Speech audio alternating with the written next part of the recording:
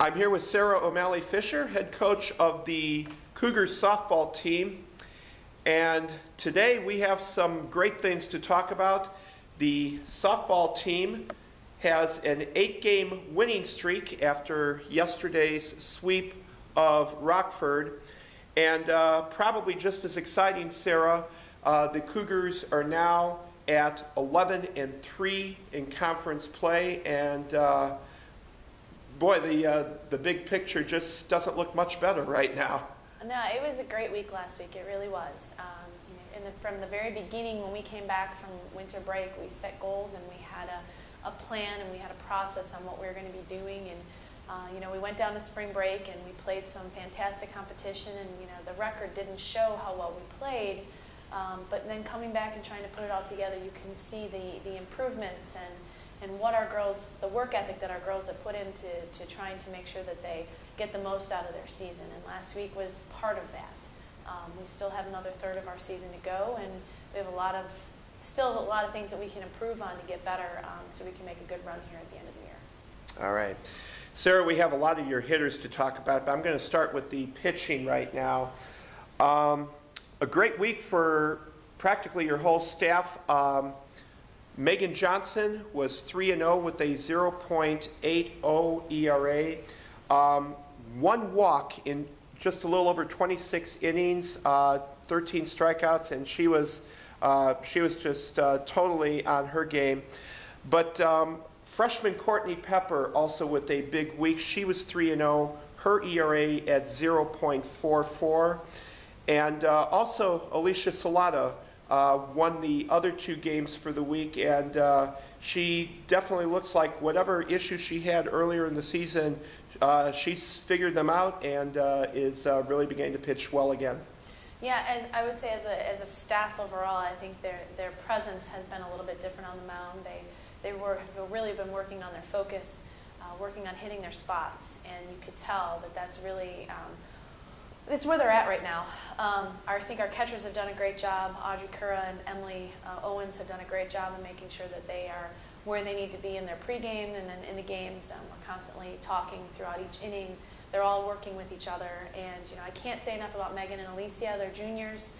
This is what we expected them to do, and I think that they're getting that spot. And I think Courtney has done a fantastic job too, and I'm also very proud of our other pitcher, Julianne Nation. She has not gotten into many of our conference games, but she continually is getting herself ready to go on the sideline, and I know that I can count on her if need be. So I just think our staff overall is in a really good spot. All right.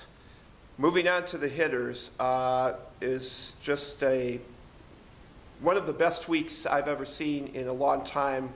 In softball. I don't like to over-exaggerate anything, but I don't think in this case that's much of an exaggeration. Some great run production. You have, I think there was only maybe 1, possibly 2 hitters in your regular lineup that did not hit 300, at least 300 for the week. Michelle Alexander at 519, driving in some runs, just getting on base constantly. Allison Kruk also, the game she was in there really setting the table. Allie Bohat with some great power swings during the week, a couple home runs. Megan Johnson has found her batting stroke once again. I mean, the list just goes on and on. Well, I made the decision that our lineup is going to be based on hitting, and we're going to go after that. Our lineup will be with our best hitters, the best potential to score runs, because I think that that's kind of where our team is at right now. And the nice thing is that from 1 through 9, they've all contributed in some way, shape, or form. So you have someone in the middle of the order struggling, the bottom of the order has picked it up. If the bottom of the order struggled, the top of the order has picked it up. So we have some older kids who have been in that situation before, and again, your juniors and seniors you're looking at to be the leaders in regards to that. But we've also had some freshmen, as you said, with Allison, who stepped up, and Audrey, who stepped up, and Steph Deanna, who's done a great job in the leadoff spot. So we have had quite a few of it's a team effort, really, when you think about it. So 1 through 9, it doesn't. One person could have a bad day, but we're hoping that one of the other 8 will step up, and that's what happened last week. All right. And Sarah, I think if this last week showed anything too, it's that the support from your fans is really coming through. I know that the home doubleheader we had against Dominican, I believe it was Wednesday, just was a great example of that. People are excited to see this team play. It's like all aspects of the game are coming together. And I know that a few have remarked that just the way they can see how this team supports each other and fights for each other, and it was just a real treat to, especially in those Dominican games, to see the team just put it all on display and feel that support from the crowd. Yeah, we have a tremendous support system in our families. We travel very well. When we were in Rockford on Sunday, I want to say we had probably about 30 people there supporting us and that's all family and friends of our players.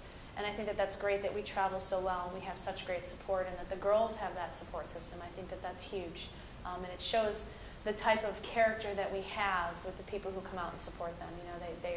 They're products of their environment, and that's a testament to the parents that have been supportive of us and to their parents and their family members. And that kind of leads us into this week as we go on. We've got a nice week coming up, and our senior day comes up on Sunday, so we're hoping we have that type of crowd again. But Jim, I'll take the sentiments exactly with Dominican. That was a great showing on both parts. For the Dominican students who were there supporting their team, and then the students that were here supporting us, I think we kind of fed off that a little bit. And our players did a great job of just playing. They played the game that the way we wanted them to play. They never got too high, they never got too low. They all made a greater individual commitment. And that commitment you could show, Dominican is a quality team. They're one of the top in our conference. So for us to get that on our home field, it was special, and it was great for the fans as well. I think, there were so many great moments during the week, but I think it was actually it was the first game, I think, against Dominican. Probably one of the more electric moments I've felt in a while.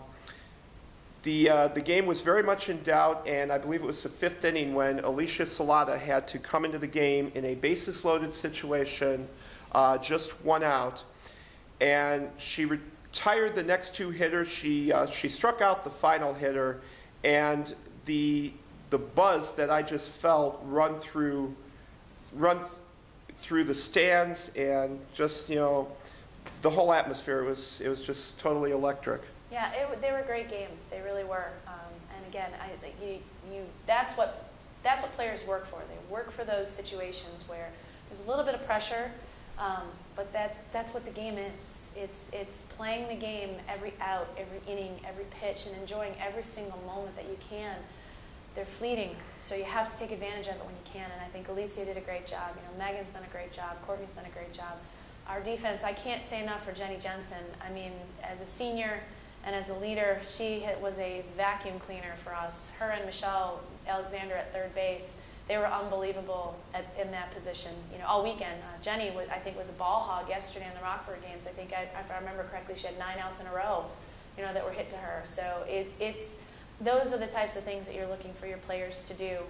Your upperclassmen and then your freshmen stepping in and having an impact, which bodes well for us in the future. We just have to take one game at a time now and keep preparing for what's ahead of us. All right, and what's ahead this week? A couple non-conference dates coming up tomorrow at home against North Park, Thursday at Elmhurst, but then you're home for a pair of conference doubleheaders this week, MSOE on Saturday, and as you mentioned just a moment ago, the senior day with Concordia, Wisconsin on Sunday. And obviously there'll be a lot of festivities going on Sunday, but when you cut to the chase, the 2 dates on Saturday and Sunday, these are huge. The Cougars have already shown they're right up there behind the leaders in the conference, and this is a big weekend for determining where your final standing in the conference is going to be. Yeah, I think that the games against North Park and the games against Elmhurst, they're great teams, and they're going to give us a great opportunity to prepare for the weekend because, our conference is the most important thing for us. So we'll have two great battles coming up Tuesday and Thursday. And then we have to focus on MSOE first, and then we have Concordia, Wisconsin that comes in on Sunday, and that will be our senior day. So it's really, once we utilize our games this week, it's focusing on MSOE first, that first pitch at the 12 o'clock game on Saturday. But I do want to make, I do want to say that the senior day is always bittersweet, and we are going to be honoring 4 young women on that day. Hannah Solium and Jenny Jensen have been here for their entire career for 4 years. Emmy Vowell will be, she's a 2-year, having transferred in as a junior. And then Haley Kalenchenko is going to graduate early. She is finishing up her student teaching, and she'll walk in December. And they are an extraordinary group of young women who I've had the privilege of watching grow up from 18, 19-year-old young ladies to the young women that they are now. And it's always a very difficult day, but I think our girls are focused, and we have great competition again this week, because Mequon, Concordia, Wisconsin is always, it's always a battle, and it's always a fun game because we're sister schools, and it's great. So I can't ask for anything better.